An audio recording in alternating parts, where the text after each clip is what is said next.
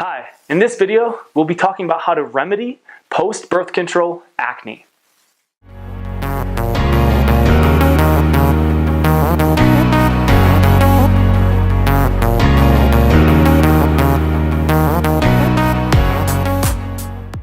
Now, I'm well aware that the majority of our audience and subscribers is male. However, for our female listeners today, this video is dedicated to you, especially if you're dealing with this issue of post-birth control acne. Now, diving into the subject matter though, post-birth control acne, which is basically the development of acne post-birth control. So you've gone off birth control and now you're experiencing acne flare-ups.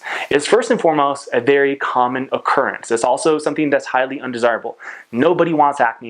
It's aesthetically displeasing, it's uncomfortable, it can be painful, and it often indicates underlying health imbalances.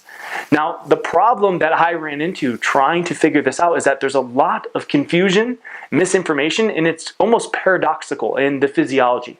However, diving deep enough into the physiology and what's actually occurring here, I was able to find out, first and foremost, what truly contributes to acne, how birth control handles acne, which is one of the only beneficial side effects of birth control because it usually comes with a long list of negative side effects, but it does effectively handle acne. The other thing I was able to find out is how and why exactly women experience acne once they come off of birth control. But in order for us to fully understand this, we need to debunk some of the common misconceptions and myths around how birth control actually handles acne and what in general causes acne. So the basic theory behind acne is that it's androgen driven.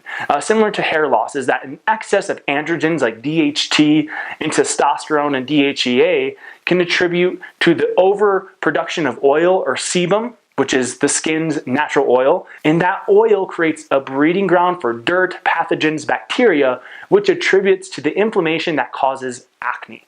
Now, this is partly true, but what we come to find out if we look at a couple of studies is that there was no significant relationship between elevated levels of androgens like sex hormone binding globulin, testosterone, DHEA, and DHT. But there was a very strong and significant correlation between elevated estradiol in acne.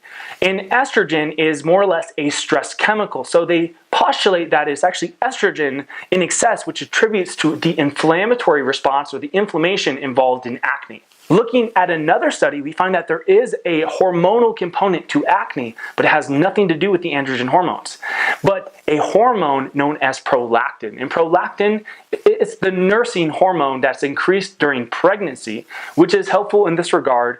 But when chronically elevated, like estrogen and cortisol, prolactin is more or less, it's a survival hormone, it's a stress hormone, it has catabolic effects, and one thing that it does that contributes to acne, as we'll learn later, is it suppresses thyroid function. Now, looking at the study, we find that there's a strong association between elevated prolactin levels and people with severe and chronic acne. So what we found in two studies is that there's no significant or proven evidence between elevated androgens in acne, but there is a strong association between elevated estrogen and prolactin. Now, it's at this point though that we actually hit the biggest wall of confusion and conflict. Because if estrogen causes acne, then how is it that birth control, which contains synthetic estrogen, gets rid of acne? That's the major conflict and confusion. Now, in order for us to fully understand this, we need to expand the picture. We need to look beyond just estrogen. First and foremost, birth control also contains progesterone. And progesterone has an anti-stress effect that opposes estrogen, and it's more likely progesterone, which is actually having the predominant anti-acne effect when you take birth control. Now, something else though is that birth control contains a high amount of estrogen. And estrogen, being a stress hormone, actually has a catabolic effect on the sebum glands. So it actually can atrophy or break down the oil glands, which would basically cause your skin to produce little to no oil. So despite the common idea that it's estrogen's anti-androgenic effects, which suppress the sebum production, which suppresses acne, it's actually estrogen's catabolic effect on the oil glands in of themselves. So birth control, first and foremost, contains progesterone, which would have an anti-acne effect. but it also contains high amounts of estrogen, which would lead to the catabolism of the oil gland, and basically you're going to have skin that doesn't produce any oil and therefore is less prone to acne. So this explains now how birth control is truly treating acne, but it doesn't explain why people get acne when they come off of birth control. But in order for us to understand this, we need to understand the effect that estrogen has on prolactin levels, because we've learned that prolactin can contribute to acne, as well as the effect that estrogen and prolactin has on the thyroid. You see, the major reason that women get acne post-birth control is because of birth control's anti-thyroid effects. So birth control increases the production, obviously, of estrogen, but it also will have a stimulatory or a significant stimulatory effect on the production of prolactin. And both estrogen and prolactin are going to suppress and oppose thyroid function. So when you come off that birth control, what's going to happen is your oil glands are going to restore back to normal because you're no longer killing them or causing them to break down with the estrogen, and you're also getting rid of that protective progesterone. And now, since coming off of birth control, not only are you getting rid of that progesterone, and you're also going to get rid of the estrogen, so your oil glands are going to restore and regenerate, but you're also going to be faced with that hypothyroidism that you've been slowly causing over time. And it's thyroid hormone, along with vitamin A, which are the basic things that help with acne. When thyroid and vitamin A are deficient, your body can no longer convert or synthesize cholesterol into the protective anti-acne hormones DHEA, pregnenolone, and progesterone. So now to summarize, what's actually occurring here with the development of acne post-birth control is that you're being faced with a thyroid deficiency and a progesterone deficiency. So although birth control increases your total serum estrogen, which would otherwise in theory cause acne, the fact of the matter is when it's chronically elevated, it's going to atrophy your oil glands, and not to mention birth control contains progesterone, which would have a mitigating effect on acne. So you would think that coming off of birth control, you wouldn't experience acne because you're getting rid of a major cause, which is estrogen. However, in this specific concentration, that estrogen is going to atrophy your oil glands.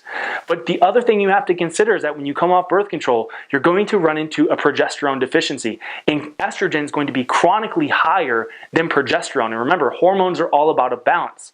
So while you're on birth control, it's more likely that you're having a more optimal ratio of estrogen to progesterone. But when you come off of it, progesterone levels are going to plummet because you're no longer supplementing with it. Not to mention that you have suppressed thyroid function the whole time you've taken birth control, which will attribute to the progesterone deficiency. And that combination of low thyroid and low progesterone is likely what's majorly contributing to the acne development. Not to mention that under hypothyroidism, estrogen and prolactin are left unopposed. So those things are going to skyrocket. And the ratio of estrogen to progesterone is going to be out of balance, and the ratio of prolactin to thyroid is going to be out of balance. And those are the major things that contribute to the acne post-birth control. So with all of this in mind, we have some really great clues now on how to remedy post-birth control acne. And that's going to come down to decreasing the elevated levels of estrogen and prolactin while simultaneously increasing or boosting the thyroid. Now, there are many ways that you can go about doing this. So I'm going to quickly just reference you to a few different videos. I would highly recommend watching the videos on lowering estrogen or handling estrogen dominance and applying all of those tips there. You want to decrease the excess estrogen that's accumulated in the body. The other thing you're going to want to do is watch our video on how to lower prolactin. That's going to be incredibly helpful because post-birth control prolactin levels typically skyrocket, which is highly associated with acne post-birth control. Now, these two things are going to greatly help lower major causative factors to post-birth control acne, as well as improve thyroid function. But I'm also going to highly recommend you watch the video on thyroid function. Now, with that being said, I want to give you a few tips specific to today's video. The first thing that I'm going to recommend is that you take a couple of those thyroid boosting herbs. Some of the best in this regard are ashwagandha and ginkgo biloba. Those are fantastic, not for just boosting thyroid function, but for lowering the cortisol and estrogen that inhibits thyroid function, along with prolactin. The other thing I'm going to recommend is that you increase your intake of dietary vitamin A. Vitamin A is crucial for the enzymatic conversion of cholesterol into those protective hormones like progesterone. So vitamin A is crucial for proper thyroid function and hormonal production. So the best sources of vitamin A are actually not your plant sources. Those beta carotenoids, they require a lot of liver activity to convert them into retinol, the active or bioavailable form of vitamin A. And given the fact that a lot of people have impaired liver function, especially if you're coming off of birth control, the plant sources of vitamin A are probably going to be ineffective. Not to mention that even a healthy liver doesn't convert them as efficiently, and they're not used as effectively as the retinol forms. So you're going to want to get your vitamin A from animal sources, the best being grass-fed liver and egg yolks. Another thing that I'd highly recommend is increase your dietary intake of vitamin E. Now this is going to be important because vitamin E is highly anti-inflammatory, so it can specifically help with acne, especially if you apply it topically to the acne. It's an antioxidant, it supports proper metabolism, and vitamin E also lowers prolactin levels significantly, so that's going to be highly effective. Not to mention it is anti-estrogenic, so vitamin E, a great supplement for acne, especially post-birth control, because it's going to help target all the underlying imbalances. Now, I would recommend a high-quality natural vitamin E, a topical vitamin E, extracted from wheat germ. Now, it's difficult to find it extracted from wheat germ, but it is available. Most other vitamin E products are extracted from things like GMO soy, corn, and other sorts of polyunsaturated fats, which are less effective. They don't contain the other cofactors that really give vitamin E all of its potent power. So definitely look for a vitamin E from wheat germ oil. The other thing that I'm going to recommend is that you increase your intake of dietary zinc.